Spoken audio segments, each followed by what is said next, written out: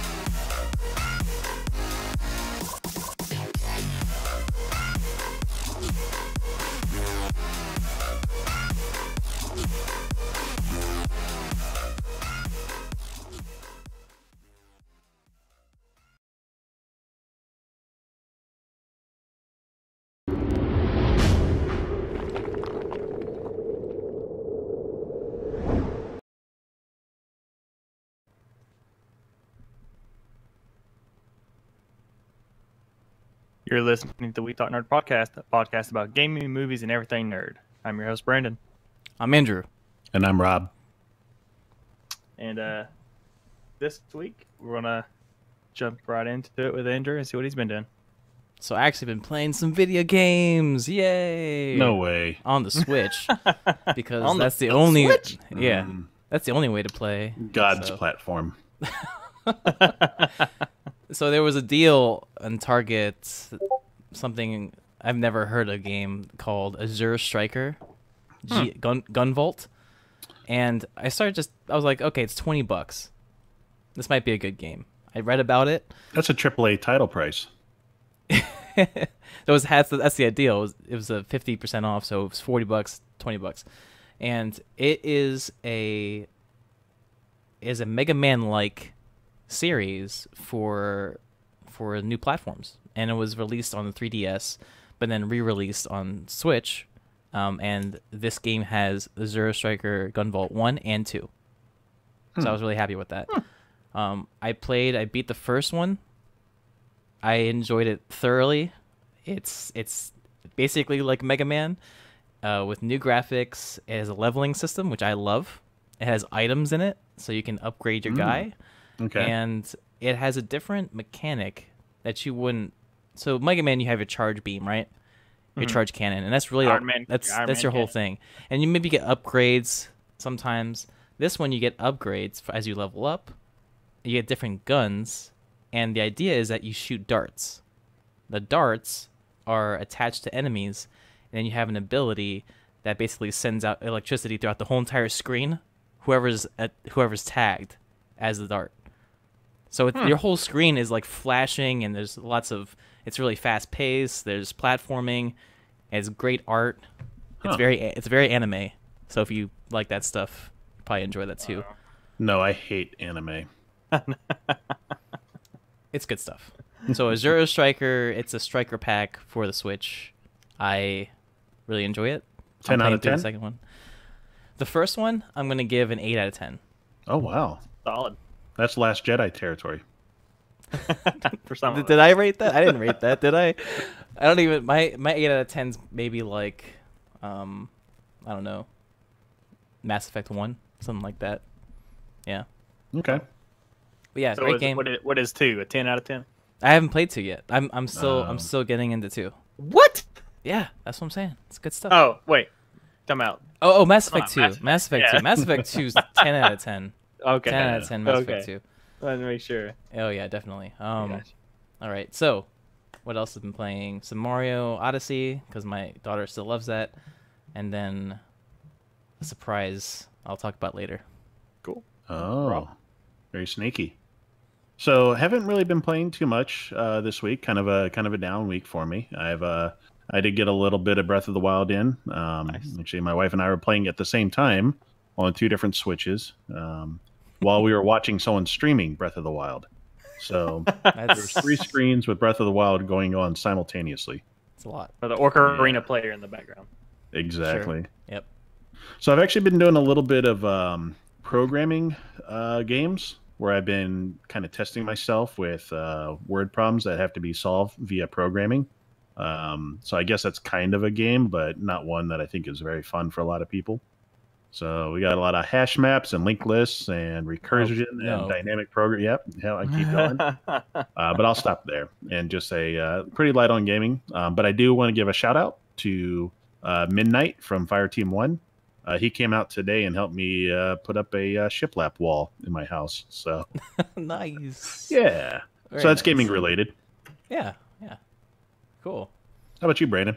Well, I been playing a little bit of WoW. Still playing a little bit Into the Breach, getting a little bit further in it. I've actually unlocked another squadron of mechs. I watched that. It looks cool. Yeah. Day 9 was playing it. You know how Day 9 overthinks everything. So it was pretty I do find myself sitting there going, how do I save that little tower there? and there's like an undo button. You'll do something, but undo. But yeah, that's a lot of fun. And I actually picked up a game on Humble Bundle, the Deus Ex Human. I think it's Human. Mankind Divided. Mankind Divided. Yeah, that's the newest one. Yeah, I haven't played it, so I picked it up and started it. It's cool. Like all of the Deus Ex games are pretty good, especially these 2 most recent ones. So yeah, it's just just falls on the backlog. You know, I just can't get to it. You guys haven't played it. I haven't. So, Mankind Divided. I played both of them. Okay, I played all the way through the first one. Loved it. Yeah, loved it. Love it. When I say first one, I mean played the either one of fourth them. one. I haven't. The fourth I one in the don't think series. I've honestly played any of them. Okay. So This will I be know good I then. know the kind of general story, but it's giving me the option to be lethal or non-lethal, and I'm kind of like, what's the best way to do this? So like I'm carrying around a gun because I'll just in case I want to shoot somebody, I gotta have my gun. But I'm also just knocking people out, not shooting anybody. Really? So, yeah. Well, non-lethal is fun, but it's challenging. I'm the very opposite. I like to punch through walls and be lethal. That's my gameplay. Okay. So, I like that, but I'm like, I don't want to be like, I don't want to screw anything up, so I better not kill anybody. Yeah, I did that on the first playthrough. I did non-lethal all the way through. Didn't kill anyone. Wow. Got to the end. Expected my achievement. Did not come. You know why? I killed 2 people in the tutorial. Oh no! With a gun. Oh no! Like No gold star for you. Well, they told me they said point your gun at these people and murder them. Sorry, man. Yeah. Yeah, well, it wasn't worth the replay, but it is a fun game. Maybe I ought to start shooting people and just get over it. But yeah, other than that, that's about it. But I know you're talking about the Switch, and I looked at mine, and it feels very lonely, and it's getting kind of dusty because I don't know what to play on it right now. But maybe I can start playing Diablo on it very soon because Blizzard tweeted out a nice little tweet that had a Diablo nightlight, and it was a switch. They turned it off and on. I think it was I don't know if it was a GIF or just a picture, but you know, it's pretty. It's a little tease. It has almost been confirmed that Diablo will be on the Switch. This will be the 3rd time I buy this. I think Diablo is best on a console. I know that sounds weird, but I played it mostly on 360 with a friend over Xbox Live, just because the controller feels so natural for that game. I don't know what it is. Like the keyboard and mouse, I just don't really use it quite as much. What if we have motion controls on the Switch for Diablo? Ooh, I do barbarian roll in and just spin around with my motion controller. I think the biggest thing is online play, because really Nintendo's not too big on that right now. I feel like that's going to be a downside, because one of the nice things about Xbox Live is that you can just drop in and drop right out and talk to people. Switch is not anything like that. We'll have to see how it works. I mean, I'm very interested. So Yeah. Yeah, I think if I just didn't have a deluge of back games to already play, like it would be up there on the list for me. Because Diablo, you can't go wrong. It's a fun hack and slash, and you know you don't have to think too much into it. It's just always a good time. If they let me transfer my character, I'd like that. Yeah, that's what I was about to say. The same thing. If it had some kind of like, no matter where I play it, it keeps my character consistent, then I would definitely pick it up on the Switch. That way, I could be out, play it somewhere, then pick it back up on PC later. Mm-hmm. But that's a pretty tempting. I mean, I think Diablo on Switch should be a good time killer for sure when you're on the go. Yep, I'll wait to see more about it as they announce more details. Yep. But speaking about being on the go, did you guys like Pokemon Go? I played it. Loved it. Loved it. Look, I like the idea of it in maybe the first 2 or 3 weeks, and then it kind of didn't go anywhere. But if you can't get enough of that, and maybe you like dinosaurs more than Pokemon, Universal is actually going to release a Jurassic World style Pokemon game, Pokemon Go style game, where you'll walk around, capture dinosaurs. But when you capture a dinosaur, you'll get its DNA, and as you've seen in the new movie, they make hybrids out of combining multiple DNA. And this game will actually have battle where you can actually battle other people. Hopefully it's not like the gym system in Go and actually more like a traditional battle style. But that'll be, counting Harry Potter game coming out, that'd be the 3rd Go style game coming. This isn't Niantic though. No, this is not. This is Universal. This is Universal. Right, okay. Yeah. It's not like Niantic did all that great with Pokemon Go. The only limitation was really how bad of a release it was. Yeah. But the battle, see, that's if they can do it, if Universal can do it, battle system, so can Pokemon Go. I mean, you would think. I really would like a battle system in Pokemon Go. That would elevate it to real Pokemon level. Well, don't forget your loot boxes that will help you capture these extra dinosaurs. And I'm sure. And being in Universal will probably give you extra dinosaurs. Yeah, go to the Universal. Maybe if I go to the movie, I can get like a special dinosaur, like while watching the new movie. I can throw my. Well, that's what they want you to do in the movie theaters. Use your phone. Yep. Use my phone to throw a net at the screen and capture whatever's on the screen, or whatever. You have to yell out whenever you catch one too. I got one. Gotta catch them all. I got Jeff Goldblum. Yes. Oh, I wish. If they had Jeff Goldblum World Alive, I'd play that game. That's the name of it? Yeah. Oh, man. And you just find Jeff Goldblum, like walking in the street. Different variants of him, yeah. Well, yeah. He's dressed up like his different characters. So, of course, he's Dr. He's a professor from Jurassic Park, or he's the Grandmaster from Thor. Mm-hmm. And he's just sitting there kind of like beatboxing or like playing the piano. And you got to throw a net on him, drag him back, and you mate them together to have hybrid Jeff Goldblum. Oh, God. And then you battle other people with your Jeff Goldblums. I'm seeing it. Rob, this is another video game you need to develop right now. I wish I could trademark it, but speaking of working on things, you should call him. I'm sure he'd be interested in it. I'll give him a call.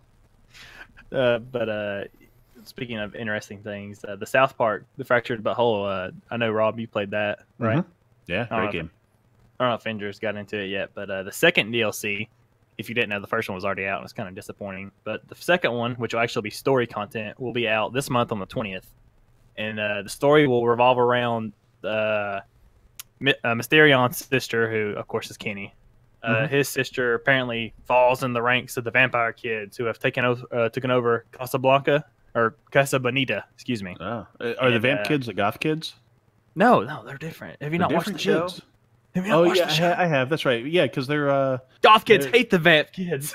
Yeah, they're the kind of the remake of the what's that movie? The Twilight. No, kind of, I guess. A little, because they're floating outside the window and stuff. But I want to say that was more like oh damn, I forgot the movie. But but yeah, Salem's Lot. The title of it, Salem's Lot. Yeah, Salem's Lot. Yeah, that's the title of it's Dusk Till Casa Bonita. And, of course, Casa Bonita is Cartman's favorite restaurant, so I'm sure that'll have a lot to do with that. Like I said, it'll have a new story. It'll even have a new class called Netherborn.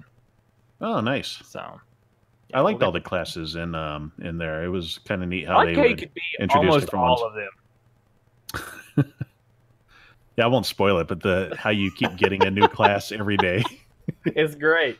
It's great. We can't let you have a fourth subclass. Maybe we can. If you haven't played this game, it's great. Oh, so it's was the first amazing. one, for that matter. Both great games. Oh man! Speaking of maybe not so great games, do you guys ever heard of Plants vs Zombies Garden Warfare 3? It's coming because 2 and 1 were so great. If we can move on, I'll be happy. I really hope EA has some kind of really cheesy thing at E3 again. You saw that thing last time, right? It's almost guaranteed they're bringing EA Play back. Yeah. So I wait to see my Plants vs Zombies Garden Warfare announced on Chevrolet commercials. That's the only way I learn about them. Yep. Mm-hmm. And I can guarantee it'll be on the Switch. But yeah, it was leaked on Amazon. Yeah, come on. I feel like you'll make a killing on the Switch. I don't know. They're all about loot boxes in there too, except they're like loot seed packets. Yeah. yeah. But Amazon leaked it this time. They actually posted a listing for a book about how the book will link the second game and the third game together. I didn't know they had a story in these games, but the story is very basic. You have a crazy neighbor who wears a pot for a hat, and the original games are fantastic. But the original games are fantastic. Terrible. The original ones were fantastic. Yeah, it was a neat concept. Like, oh look, we took Modern Warfare and we mixed it up with Plants vs Zombies. Isn't this great? But then it's never. They need to. I mean, the first one you're kind of like, that's kind of a cool idea, but now it's kind of entering the same realm as Call of Duty, where they're just putting them out over and over and over again. It's the same realm of Angry Birds. Just let it die. Yeah. No, it's gotta. Now we're gotta have ourselves its own esports league. Yeah. I want to hear more about like good games that's coming out. Good games. Well, let me tell you about one. Well, we might be good. The Detroit Become Human. It'll be out May 25th, and if you've watched EA the past couple years, I think you should know what that is. And yeah, it looks pretty interesting. I don't know. I'm probably gonna give it a try. I don't know about you guys. It's kind of a cyborg android type of thing that's going on there, right? With the mix of like LA Noir going on, stuff like that. Kind of cyberpunky. I'd be interested to at least see what it's all about. Yeah, maybe we'll get some vibe similar to Altered Carbon. You know, I think it's. This was mostly focused on storyline. It's story driven. All of this is story driven. Yeah. So LA putting it out? I don't know who's putting that out. Oh, Detroit Become Human. Is it not Ubisoft? Is it? I think it's Square. I want to say Square. Is it Square? That could be interesting. Somebody Square's got a very unique style to someone fact check me as I continue on. I'll fact check it. Okay. But I'll look more into it.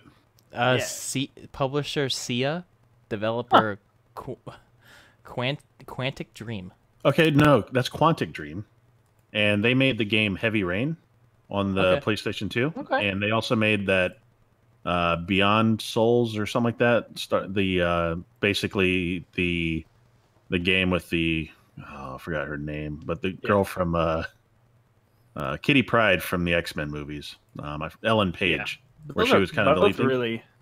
Both really like very critically acclaimed, but very highly respected games anyway. Right. Yeah, and definitely very. I mean, you're not going to find any loot boxes in here. This is usually they're considered very artistic games. So I'm now very interested. So we're talking storyline. Are we talking action? Some action? Drama? I don't know if there'd be anything. I know what the main thing that I've kind of pointed out to me is like how many different branching stories there is depending on the choices you make. Okay, exactly. That's the type of gameplay they do. Is what you do changes the way the game actually unfolds. So that's how they do it, and it's very cinematic and usually very, very like it's very different for every playthrough. Yeah, I would say it's probably a game where it's sort of like a movie, but a movie you like control the narrative of. Yeah. So that I think it'd be. I like seeing that. So if you like games like Telltale and stuff, you would love this because the graphics are going to be like off the scale compared to. I liked the previous one, so yeah. Now I'm very interested to see it. Yep. I'm also looking forward to that. And you guys want to hear something? I honestly think is very kind of funny. Sure. What's that? So Oculus Rift. you would think those guys are on top of it. They're owned by Facebook. They're top developers. How would a company that uses 100% stolen technology have any problems? Well, they forgot to renew a certificate on their, I guess, their online services or something. So currently, every single Oculus Rift in the market out there in the world is offline and is not working. Because that's amazing. The certificate didn't get renewed, and they can't like just roll something out to automatically do it because it expired. So you have to manually go and update your Rift yourself. So if you don't know anything about this and you're like, why isn't my Rift working? You might think it's broke. Mm-hmm. It is broke, but it is. It's broke. It's broke. Man, yeah, being a software developer, I've certainly run into my fair share of expired certificate issues. Like, why is this file not transferring, or why is this data not sending across? Oh, expired certificate. So I think it just goes to show, look, VR is still very much a hobbyist thing. It's not mainstream yet, and crap like this is why. I mean, how can you take this hardware seriously if like they're using expired certificates? That's crazy.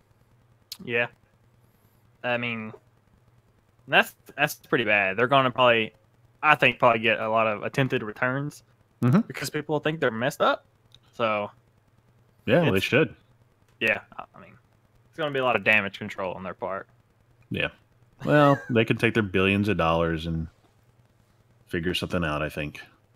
Is Hopefully. Oculus the largest? I think PSVR is the largest base.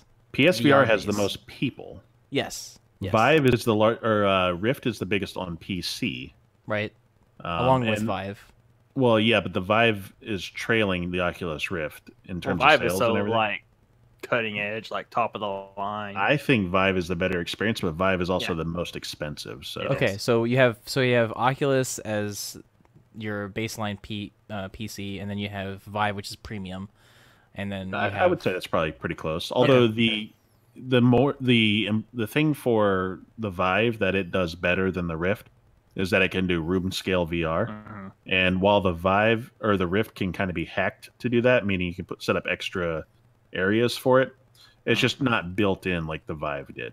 Right. So I mean, Andrew, you've been over to play my Vive, and you've seen like some of the room scale stuff and how all that can be very immersive, and Oculus Rift doesn't really do it quite as well. Gotcha. Yeah, because I've never actually put on an Oculus Rift or anything like that. I've put on the Vive. It just goes to show that I've been hearing more bad things about Oculus, so I don't know if I would ever even touch one now. So we're gonna have the wireless Vive pretty soon. So. Yeah. So I almost would pay that premium to not get something like this. To not get something that doesn't work. Yeah, exactly. It's a lot of money. Yeah, I don't think you'll see the Vive having certificate issues. No, so I don't think so either.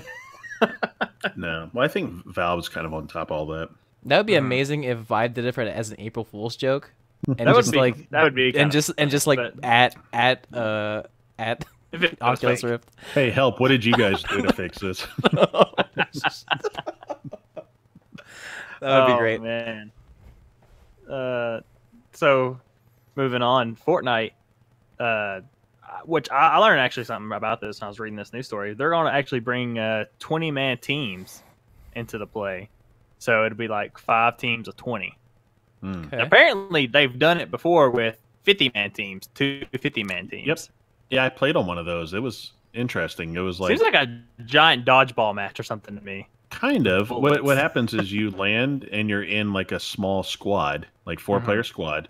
But in that 4-player squad, you're part of a larger 50-plus player squad, and then you're competing against the other 50 people and trying to just kind of control the map. The good thing for it is that it's usually a pretty quick game, because as soon as you eliminate all the other team, it's done. It's a wave. Yeah. It's a snowball effect. Exactly. 20-man teams would be pretty fun to see. 5 different teams going at it. Yeah, I think it'd be cool to check out. I'd be curious on how to like keep track of everybody. It sounds like the old WoW raid days. It sounds like Fortnite is giving people more to do than just your standard drop in fight like PUBG, where it's always the same. There's no variance to it. It's just different map. You just drop in and play. But with Fortnite, it sounds like they're going to have fun with it and have different types of scenarios and game modes, that kind of thing. And I think that's what the Battle Royale needs right now. And speaking of, you think they need that, or do they need cars? They already have. PUBG has cars. Specifically Humvees that people ride in and do drive-bys on other cars. Just from what I played in Fortnite, it doesn't feel like it needs vehicles. I mean, the map isn't really. I mean, I guess vehicles comes in with map size, and the map, the way it is now, isn't really large enough for vehicles. I don't think. They should have add like a little scooter or something. That'd be interesting. Sure. Well, that kind of leads us into the H1Z1 update, and that I don't know how long it's been out for. I just saw it this past week on Twitch and thought, hey, this is kind of cool. It's called H1Z1 Auto Royale, and the idea is that you have a Humvee, an armored Humvee with the driver, and you never get out of the car. You're in the car the entire time. And what you do is the other 3 people riding in the car with you are shooting out at things like crates and boxes, and of course other players in other trucks. And as you destroy something, you drive over it, and it gets looted and it's put in the trunk. And then players can go and pick stuff out of the trunk while they're inside the car. So you can get like auto rifles and healing kits and all sorts of different things. But it's very fast paced and kind of cool, and you can pick up like landmines and smoke and oil slicks and stuff. So a car might be behind you chasing you and shooting at you, and then you drop an oil slick and they're spinning out of control. So it adds a totally different dimension to the Battle Royale format. And I thought I would just bring it up and see if you guys are watching, what your thoughts were. I haven't watched it, but you're saying it's fun. Or at least you watched it and you saw. Yeah, fast paced and fun. I should say to watch. You know what this sounds like? Tried to play it. I mean, do you guys? I don't know if you guys ever played the balloon battles on like Mario Kart on the 64. Or Twisted Metal. No, Twisted Metal a bit, but it's multiplayer. There's like 4 people in one car. Yeah, it's like Mario Kart was the same way, but yeah, it's kind of. I think those are kind of like some of the grandfathering genres into that, or game modes to the Battle Royale kind of environment. And I mean, that sounds like they're adding more stuff, unlike PUBG. So get on them. And that's another thing. That's another thing is like these battle royales have to put a new spin on it, just like Fortnite did with building. Or if not, they're just going to become another battle royale. Which if you have a big name like PUBG, you're probably going to stay up there on top for a little bit until something better is going to come around. Which if you're not going to add stuff like this, like auto royale, then you're probably going to get put behind. So they have to keep innovating. That's what my thoughts are. And if it's fun, I think you're totally right. Every year, some new game comes out and just kind of dominates, and it's out of nowhere. PUBG, prior to that, you can look to any number of games that were the hot thing to be streamed. Hearthstone kind of came out of nowhere, and you saw Hearthstone streams all over the place. Yeah, it's kind of like brings up a topic like Twitch is very influential in like the gaming culture right now. Like whatever's hot on there, everybody will play it. Mm-hmm. That's right. Yeah, I think they really inform, and good on Amazon for buying them. I think that was really smart to they can. I won't say control what everyone sees, because it's totally up to the streamers to decide what's out there. But now they get firsthand experience on like what's selling and what's not. And you can point to even Twitch like reviving Rainbow Six Siege. That was dead in the water, and some good streamers are playing it. It's they improved the game a bit, and it got reintroduced. It also kind of like brought up like a regeneration of like classic games and stuff for like speedrunners. Mm-hmm. Oh, I subscribe to Caleb Hart, 42. He does Final Fantasy and Chrono Trigger speedruns, and he does what's his name, Mega Man as well. So those are the amount of precision and just like their timing and their memorization is just astounding. So yeah, that's why my favorite two events of entire Twitch is AGDQ and it's just any GDQ series. So good. Cool stuff. But something that might be very interesting to people playing Xbox and PC this weekend. Oh yeah, we were suspecting at least that the Sea of Thieves open beta will drop this weekend. That's confirmed? It's not confirmed. I think there's a lot of evidence to be had. I know I was talking to a friend. Yeah, I was talking to a friend who said that the client updated last night of 20 gigs. Next, the client name changed to final. So instead of closed, it went to final. And I think he also mentioned that the developers said that the final beta would be an open beta. Another thing is that there was a tweet out. You can just go to the Sea of Thieves Twitter account, and someone tweeted at Sea of Thieves and said, "Hey, is the open beta coming?" And all you saw was eyes as a response, like watching. Aye.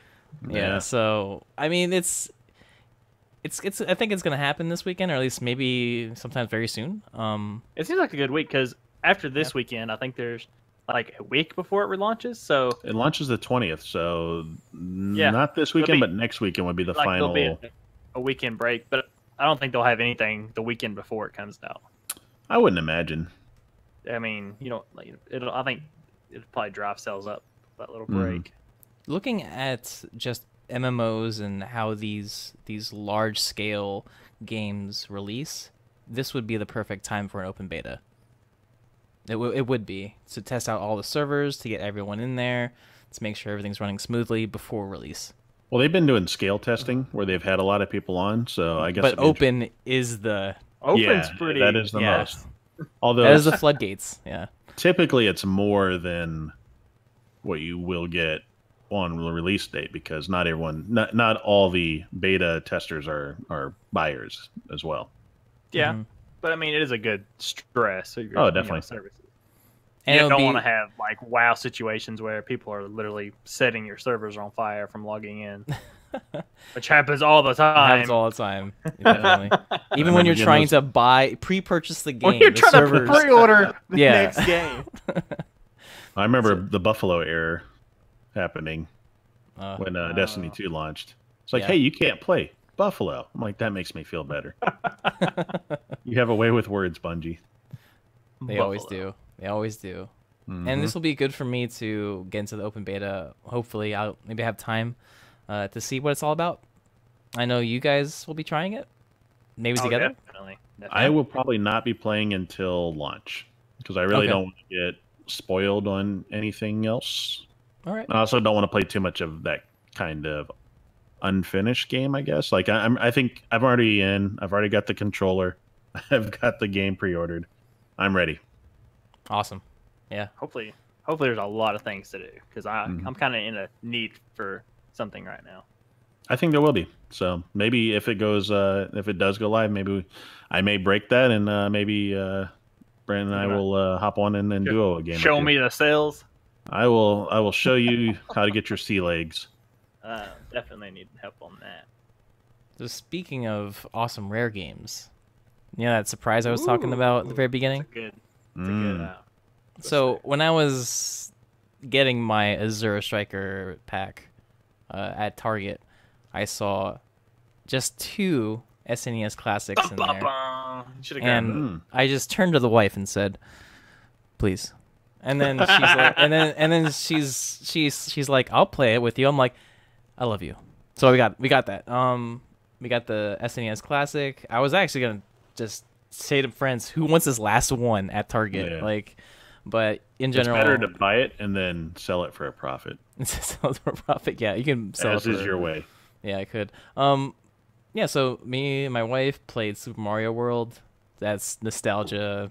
Awesome. We started going through it. We remembered some pipes, some shortcuts, and then how bad we were at the game. You need to go back. When you know that moment when you have to go back to the first level and get lives because you're so bad, that sort of thing. The controllers feel really good. Like it's just so classic and it's tactile. It's really good. And then the games that I played recently were Donkey Kong Country. Rare game. Classic. That the down wide, the title screen worked. So that was enough nostalgia. That was enough nostalgia for me to be like, this is amazing. So Super Mario RPG. That's in there. Oh, yeah. Play a little bit of that. some Yoshi Story. The soundtrack just like flooded my memories. It's good stuff. So I'm really happy to get back in there and play the games that I haven't played. There's Cool. Secret of Mana. There's Final Fantasy 3 I haven't played. Secret of Mana is so good. Contra, Castlevania in there. Yeah, there's a lot of games. And Earthbound. Haven't played Earthbound. So good chance to get into it. It's a good chance. Yeah. So well worth the $80. It's also going to be good for, not good, but like the kids can watch me play this and be like, this is what we played back when. And I really can't wait for the N64 Classic. That's the kind of, I've spent $80 building my Raspberry Pi, to play these games, and not to hate on the Classic, because they're really cool with the having the physical console itself, but can't be Raspberry Pi having all those games. Oh yeah, you can upload. Yeah, you put it all in there. Yeah, I'm just really looking forward to N64 Classic. We were talking about definitely get one of those. Yeah, we were talking about like what games they're gonna put on there. I'm just gonna be surprised because if they have the list that they have now on SNES, I want to go probably back. got some really good one. I want to go back and listen to that podcast and see how right we were. Yeah, nice. Yeah, that's cool. That's cool. So hit us with some community news. What's going on in the PixelPub community right now? PixelPub community, yeah, we're still. If you can believe it, we're still growing. I had to create two more clans in Destiny and everything, and it's new people are still asking, "Hey, can I join the clan?" So it happens. Are they playing Destiny? Yeah, they're playing Destiny. Yeah, I'm playing Destiny. Weird. Can you play Destiny anymore, or do you just you can actually still play Destiny? Yes, you can. So we're to basically add on to the hype for new people and to get their friends in, we're doing a Destiny 2 PC Standard Edition giveaway for free. That's right. It's a giveaway. The second one we've given away in the community. That's right. Yeah, and also Dungeon Guardians Enhanced Edition, because that has a timer on it. So we're just like throwing people some giveaways right now in Discord. So get on Discord. If you don't know, you can go visit pixelpubgaming.com. There's a link there. All good. But you have to make sure to be active in the community, because these are for people. Yeah, these are for people that have been interacting. We are a community. We want to make sure that you're interacting with the community, not just in there for some giveaways. Free loot. So yeah. More red tape. No, that's great. I mean, what other community can you join? They just give stuff out like that. All right, definitely. And I think you have a giveaway. Yeah, how about that? Yeah. So not too I don't know if you could see it, but look at that Xbox Game Pass. Look at that. Boom! I got it. Had to cover the code there, but it's a 3-month Xbox Game Pass, so just in time for Sea of Thieves. How about that? Mm-hmm. So yeah, any Microsoft game released will be available day one digital, and of course they've got over 100 games that you can play. So to help drive some innovation and some community, we're going to go ahead and give away one of those. The 13th is when the contest will end, and what we're looking for is the unofficial crew name for the PixelPub Pirates. Or maybe official, depending on how things turn out in game. That's right.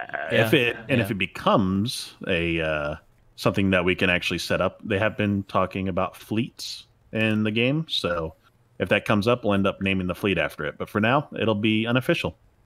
So get those clever pirate names in there. Yep, I'm looking for clever pirate names, and we're gonna vote on them. Us three. We're gonna blind rank them, and we'll announce them on the next podcast. Oh yeah, make sure to go to the Discord in the Sea of Thieves channel, and it's called Thieves Den, and then I'll make a formal announcement of how you can get that to us. Ooh, could we rename it to the winning seed, to the winning name if we choose to do that? Yeah, the channel. Yeah, for the fleet name, or not fleet name, but the crew name. Yeah, or just either add a channel for the fleet name or rename the Thieves Den to that. We'll think about it. Okay. Thieves Den's pretty so fun. You heard it here. We are definitely going to do it. So if you come up with a great name, we will change the name of the channel immediately to the new crew name. 3 months of this game. And yeah, you get 3 months. So this is what a $30 value. Yeah, that's normally $10 a month. So yeah, $30 value. We're basically giving you $30, and we're guaranteeing that we'll rename the channel to the name that you choose, or that wins. We're just giving things out here. Yeah. So shout outs to my Destiny 2 team for completing the prestige run in an hour and a half or something like that. Nice. Last night. That was crazy. So Midnight, Hackstrong, Pete, Cause, Lazy. And I didn't get my ghost shell still. Still hunting for it, but I'm still having a good time. Yeah, if you're really Especially nice to with Midnight, runs like that. Yeah. If you're nice to Midnight, he'll come over and do a shiplap wall for you as well. You guys are very dedicated to that game, I have to say. Mm-hmm. Oh, it's admirable. The fact that you guys are still playing, number one, despite the hate. You're running right through the haters, winning the raid in an hour and a half. That's amazing. It's like you're taking a horse that's already dead and just wailing on it. You know, just kicking the crap out of it. Give us loot. Give us loot. There's no transition to whatever's next. Let's go. So we're speaking of dead horses. Speaking of dead horses, Infinity War is coming out a week early. Yeah. So I don't know if you guys seen this, but there was they sent out like a trailer or a clip or something on Twitter from the Marvel page. And Robert Downey Jr. tweeted back "Oh man, I can't wait to see this. It looks great. Can I see this a week early?" And they're like, "Oh yes, for anything for you, Mr. Stark." And he's like, "What about with my friends?" And they're like, "Yeah, sure, why not? With the entire world, we're gonna release it on April 27th for you." And he's like, "Oh, that's perfect. That works out great."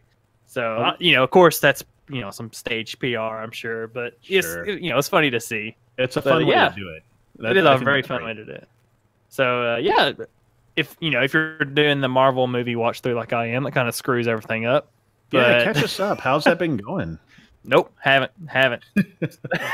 So just haven't. I know you watch Black Panther, but yeah, I mean, if you're for that, yeah, I got lots to catch up on. Very behind in this. So, oh man, but I'll maybe when I start watching it, I'll try to talk about it some more. But yeah. But speaking of other Disney-related things, they finally did it. They announced Ewan McGregor's big role to be Christopher Robin in the new Christopher Robin movie, not Obi-Wan. Oh, okay. So, yeah, they're making. If you don't know, it's Winnie the Pooh type deal. So they're making a live-action Christopher Robin movie. I mean, you've seen the trailer. He's older and. So kind of like Hook a little bit, like he goes back and becomes a kid again. Interesting. I wonder if that's going to come up again in this podcast. And maybe the voice actor for Winnie the Pooh is, I believe, the same ones who did all the animated cartoons, probably back when we were kids. Oh, the original, really? Yeah, man. I want to say that's even before we were around.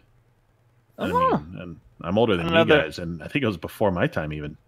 I don't know about. Wait, I know it was like whatever the Disney ones were called, The Adventures of Winnie the Pooh or something, maybe. Something like that. So, wait. So, since there's Disney and Star Wars, Obi-Wan's going to teach Winnie the Pooh how to be a Jedi. Maybe.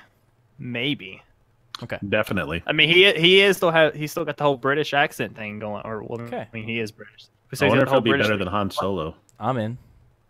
I mean, I hope not. I hope Han Solo just blows everything out of the water. That's my hope. Oh, you hope so much. It seems Rob has a negative intake on that. You just have to read some of the stories around it. Like, oh no, really? Oh no. But I am lowering expectations. Well, I would like to lower your expectations as well. I'm not going to it as high as Last Jedi. Who's the director? Yeah, that's great. The directors were Lord and Miller. They made the Lego movie. Isn't that awesome? But they got fired halfway through it, so they gave it to Ron Howard. You know Ron Howard, the guy who directs things you hate. Okay. And they also had, for the lead actors, they had 2 acting coaches there all the time. All to the teach time. them how to act. Teach them how to act, okay. Because they don't know how to act. That's not good. No bueno. So let's just... I don't know that it's going to be a good or bad movie, but based on hearing that the lead actors can't act, and they fired the directors and replaced them with Ron Howard.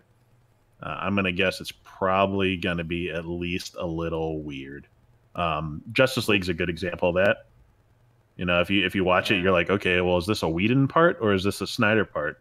And it never really feels like it's one movie. It's like two movies that crashed into each other and puked all over the screen.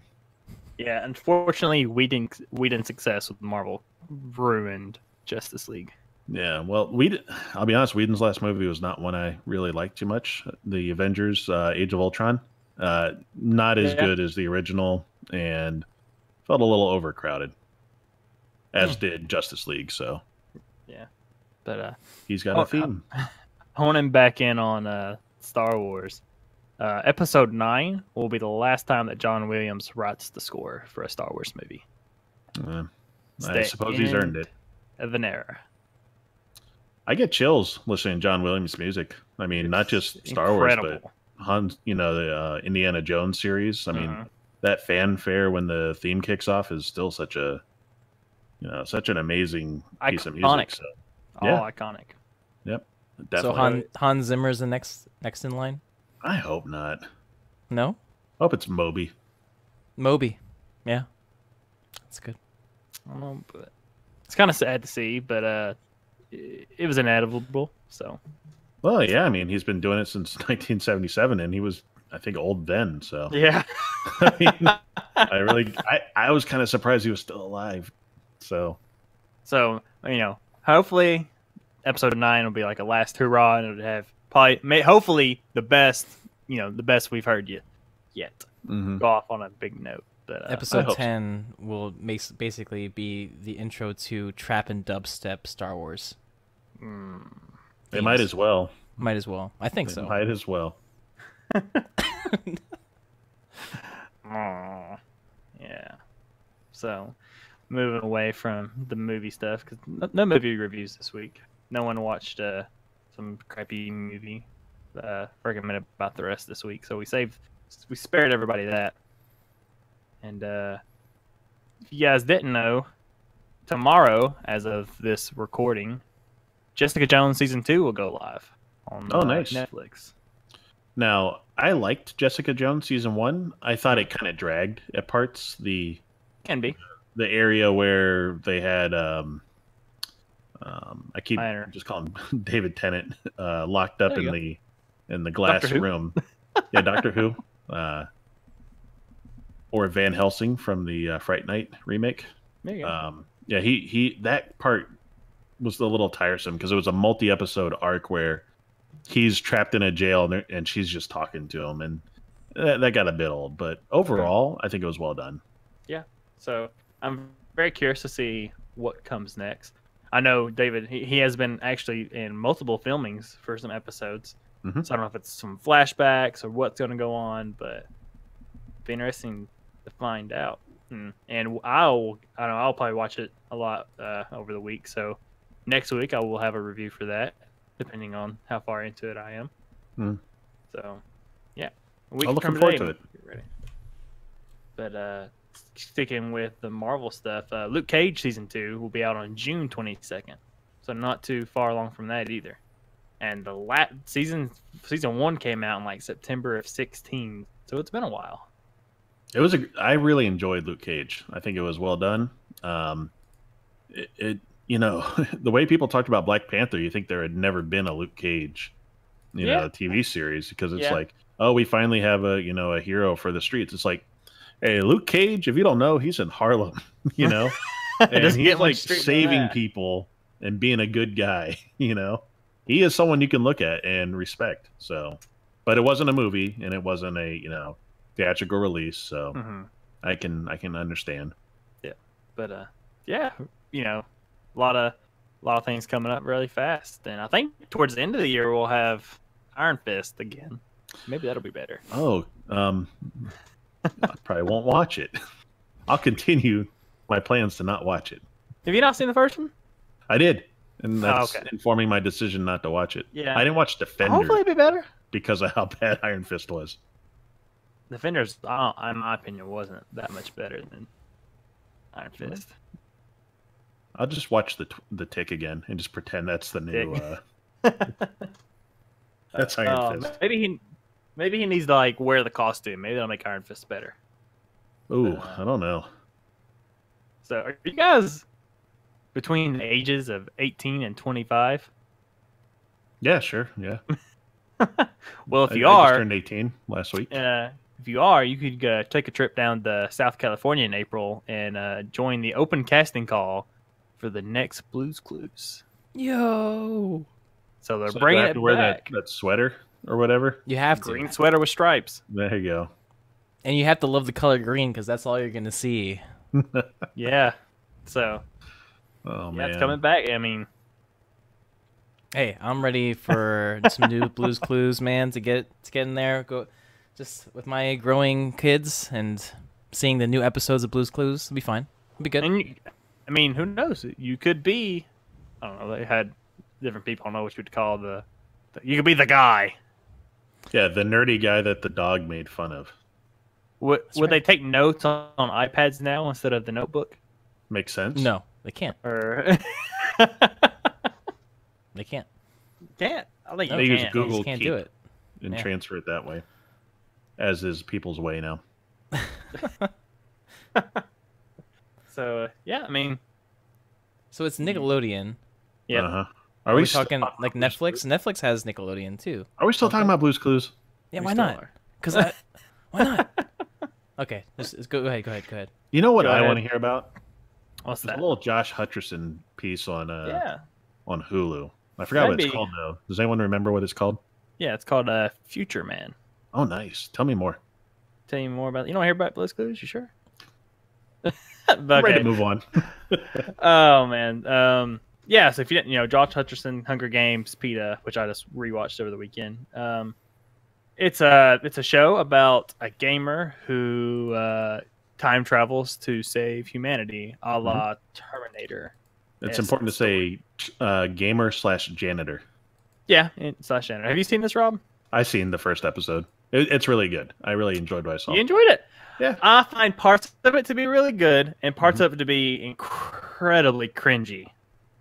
Yeah, well, it's Seth Rogen for you. He's the executive producer on it. Yeah, this is that whole 40-year-old virgin group that's kind of putting that together.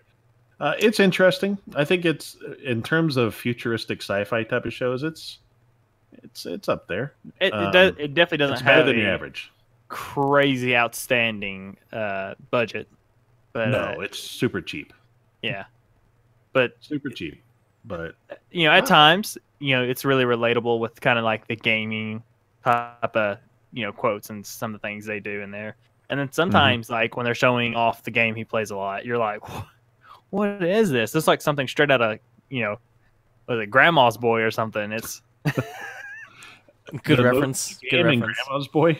I waited forever for that to come out. What? And it never did. It was so. What they showed was a game that was shown to be a launch title for the Xbox 360, and it was a game about like you control some demon or something, and like you fight your way through, and it was supposed to be this like really cool. And I followed the development of that game, and it never came out.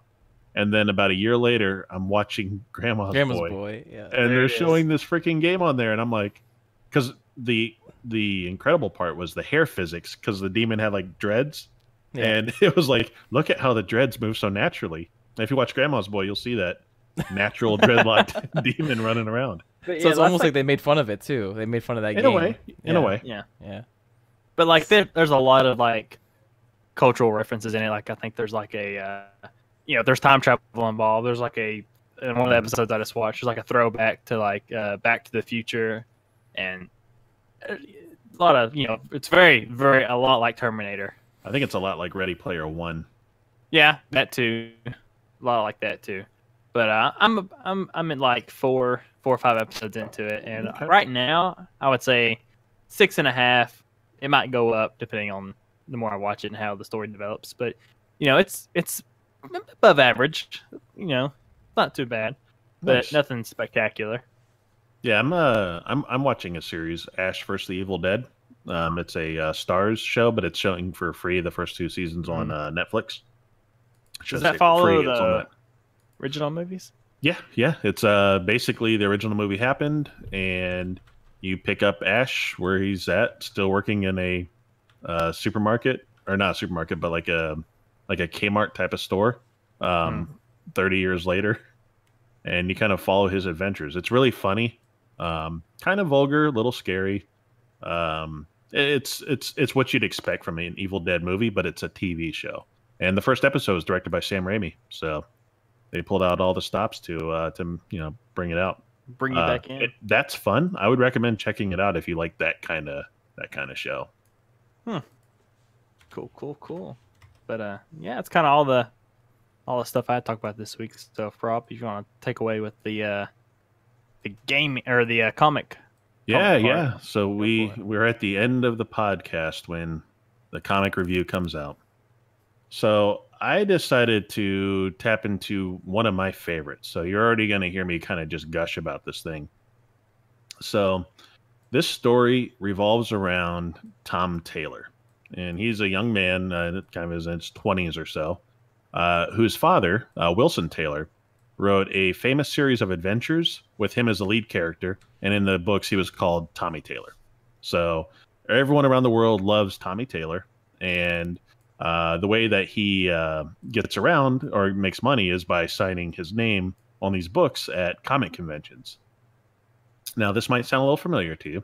It does the stories of Tommy Taylor involve his wizard friends named Savoy and Lizzie, a boy and a girl, and at their wizard academy, where they constantly thwart the plots of the evil Count Ambrosio, a pale, vampiric type of character.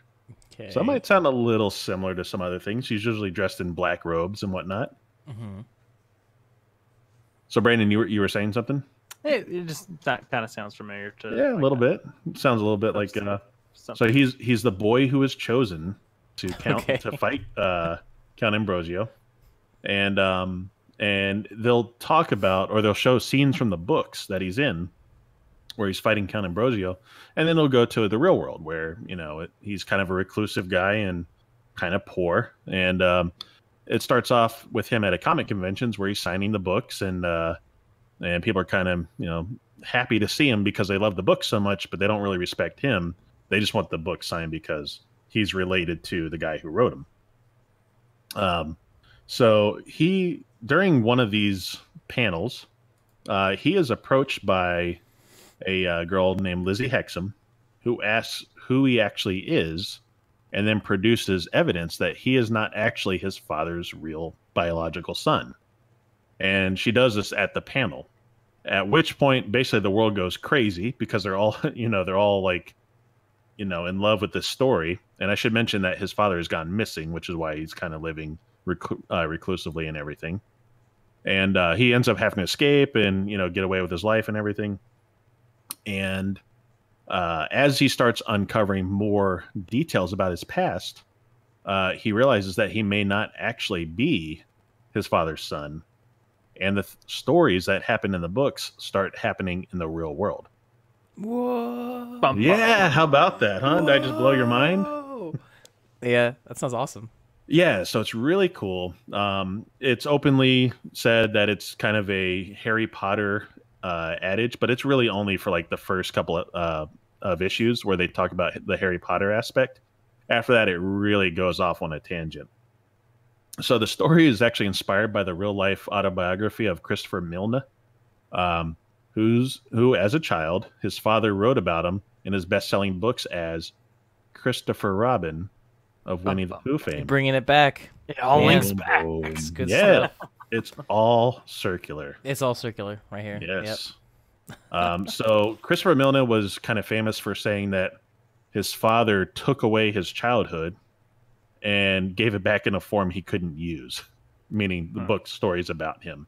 So he never actually got to have these great adventures with, out in the 100-acre wood or with, his dad, like looking around, because his dad was like always writing books. So it's kind of similar in that way. It's a smart book, and they talk about a lot of classic literature. I feel smarter when I read it, and that's kind of important to me. It's a lot of fun, and it's really trippy at points where he thinks he's hallucinating. Everything's kind of crazy, and all of a sudden, he sees his flying cat from the book in real life show up. So there's a lot of magical elements to this. Let's just say the lines between the book universe that he's part of and the real world universe he's part of start to blur and come together. So yeah, thought a plot thickening. Exactly. So it's called The Unwritten. I'm going to give it a 9.5 out of 10. Whoa. And I don't know why I didn't give it a 10, but I feel like I can't give anything a 10. But it's as close as it gets to perfect for me. So nice. A lot of fun with this one. And, you know, if you read it, you will learn about classic literature. You will pick up some things that maybe you didn't know. Nice. Yeah. So where can I pick this up? You can get it on Comixology. They sell it on Amazon, and you can go to your friendly local comic store and pick up some back issues there. Although it may be difficult because this is kind of it's not a very popular or well-known series, but it should be because it's great. Okay, gotcha. Cool. Appreciate that. 9.5. I think this is a must-read. It seems like a must-read. If I could only recommend 2 series of books, I would recommend Helheim, #1, which is about a Draugr that has come back to life. You know Draugrs from like the Skyrim series, the Dead Vikings. Yeah. Because it's a lot of action and it's cool and it's fun. But this would be more for people that want kind of a mental challenge, that want to try to pick up on the clues as they happen, because it's a mystery that's constantly unfolding, and you have to kind of learn like what the backstory is to inform what is going to happen. So for chat, I just caught a question asking who this would be. This is the series called The Unwritten. The Unwritten. 9.5 out of 10. Must read. And always appreciate those comics, man. It's another aspect of the nerd world that we want to get into. We should probably have a board game thing too. I know we talk about board games sometimes. Yeah, actually, but that this week, but maybe next week or something. But typically, I play Gloomhaven most weeks. So. And I've been hearing good things. I'm hearing good things about that. Oh, it's so good, so good. It comes in a box of like it's like 20 pounds or something like that. It's a 20-pound box. It's a 20-pound box. Yeah. Well, it was only 100 if you kickstarted it. And now it's what, 200 something? I mean, you can get your hands on it now. Yeah. Yeah, it's the hotness right now is what they call it. The hotness. Yeah. It is the hotness. Do we want to do 20 questions? Of course we do. Please. Do we? What kind of question is that? I have a game if you're not ready. I got a game. Okay, he's got a game. Okay, yeah. All right, we're good. All right, let's go. Let's do it then. Okay. I wasn't planning on it, but okay. You talked me into it. Is it conflict Desert Storm? Desert Storm is always. Well, that's it, you guys. All right. Of course. But all right, go for it, you guys. All right. So let's see. What do we want to do? Our usual. Let's try to find out what kind of era we're talking about. I think we should have this. I heard this question. I think it's a good question. Okay. Can you? Is the main character a playable female? Because at this point, my logic is like female characters, at least from a certain point in time, you can kind of negate all of that stuff, but like in certain. Are we wanting to do just yes and no? Or do you want no? Just yes or no? Yeah. I guess if you have to explain why it's a yes or no, that's okay. Yeah. If you feel like it's easier to answer that way, it could be. Oh, Blake says, "I hate you guys for Desert Storm."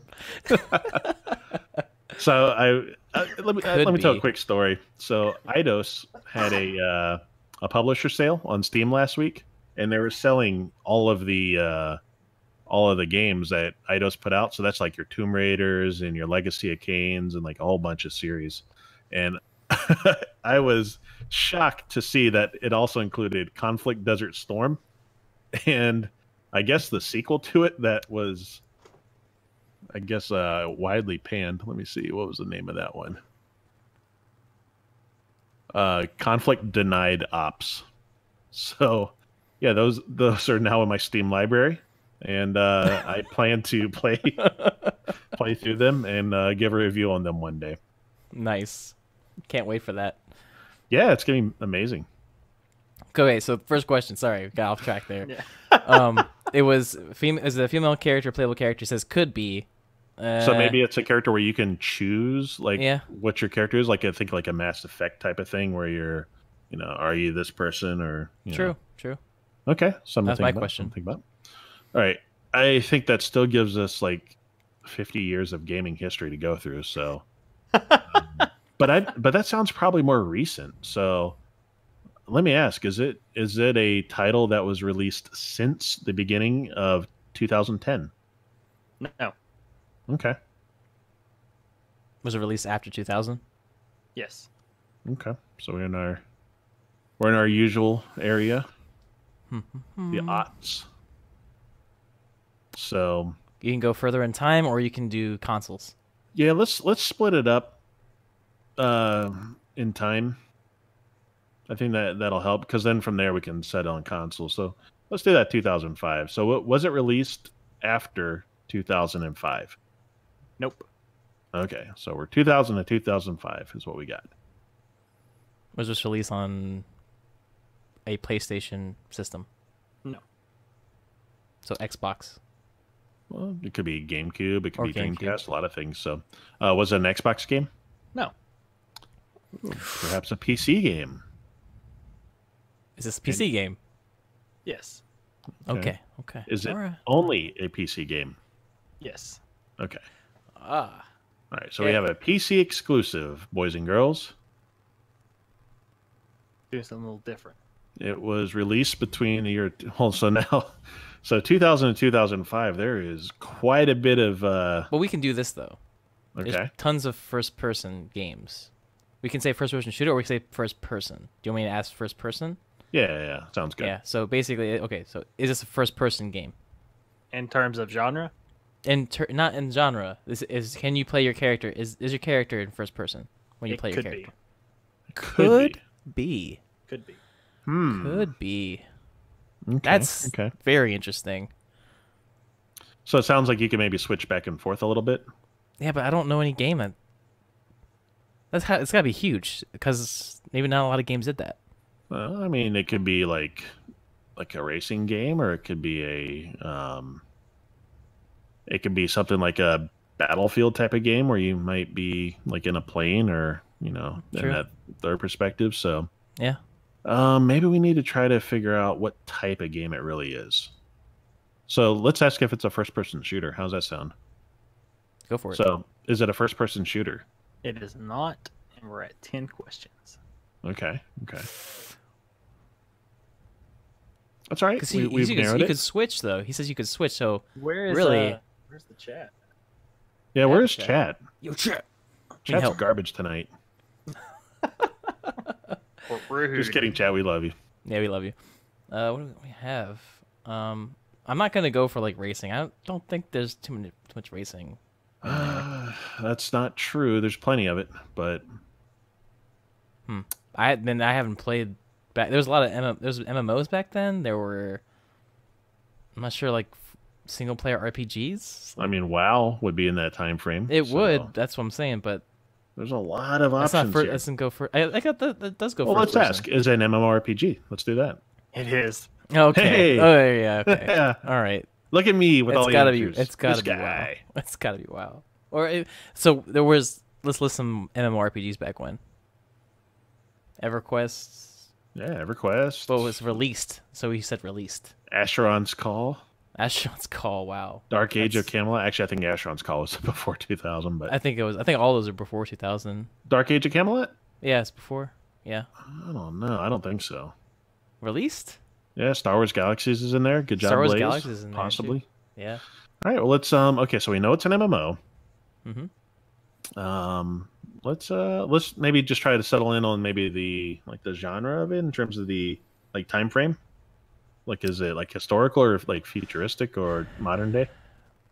Yeah, is it sci-fi? No. So is it fantasy? It is indeed fantasy. It's WoW. It's WoW. All right. So from there, you've got Guild Wars. Yeah. You got WoW. Those are the only two I can think of. Yeah. I feel like Dark Age of Camelot was like around that time. EverQuest 2. That wasn't released until later, I don't think. Final Fantasy 11. Maybe it was. Actually, maybe that was released then. Final Fantasy. Jared, the time frame is 2000 to 2005. That's right. MMO. Does this have orcs in it? Is that a question? That is a question. Yeah. Okay. It's WoW. It's WoW. Yeah. Right. We're just trying to make sure it's not WoW. That's gonna be WoW. Did this have 40-man raids in Molten Core? Is that a question? Yes. Yes. Okay, it can't be WoW. WoW had 40-man raids. I was in 40-man raids. It's a joke. That's a joke. I said Molten Core. Yeah, okay, never mind. He's picking the biggest game of all time because it is. It is. It is. It's a good game. Let's just get out of the way. Is this Astron's Call?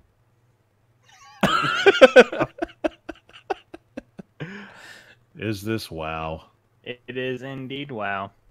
God. It actually took longer than I thought. For That's you guys because we were going around it. We're being stupid. Oh man, we didn't want to believe it could be WoW. Wow. Just chat. I think we try to make a little more gamesmanship in there. No, it couldn't be WoW. I was maybe trying to make it so easy you're kind of overthink it, but when you said MMO, I was like, well, it's over. All right, so that is the fastest 20 questions we've ever played. 9 minutes, yeah. Good stuff. But it was also like 15 questions. Just to put that out there. Well, we rattled them off. You indeed rattled them off. Yep.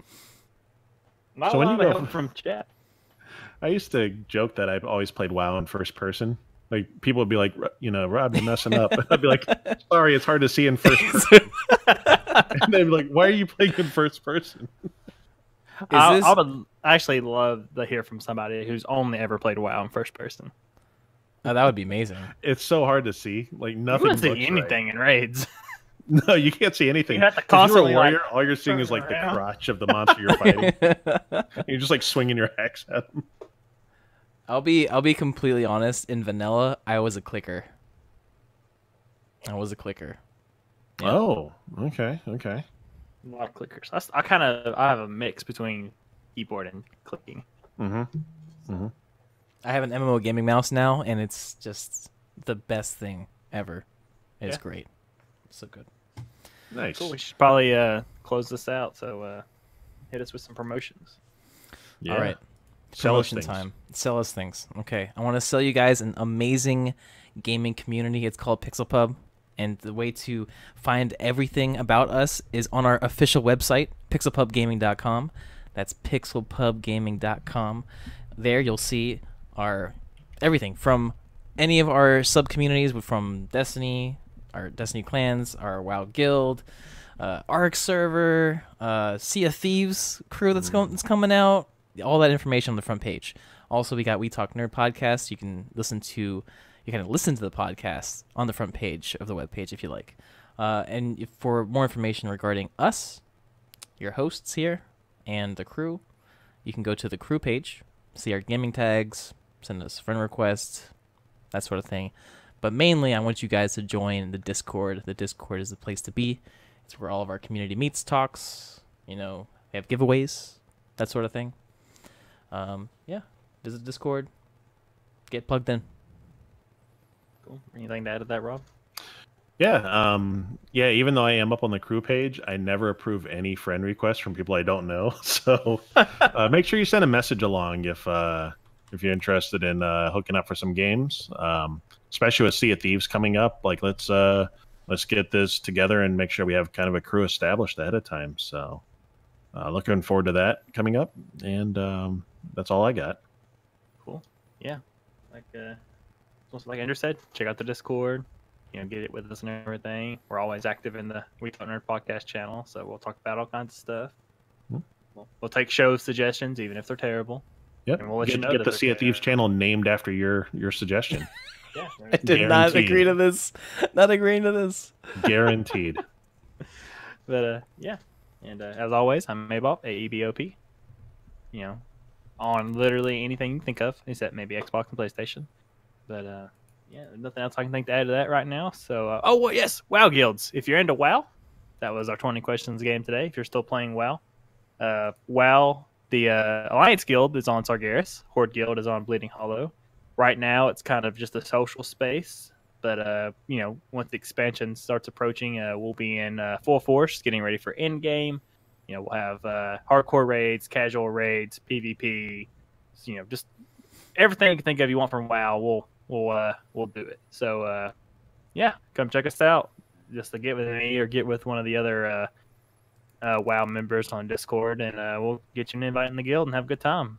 But that'll be it for us this week. We'll see you guys later. Bye. See ya.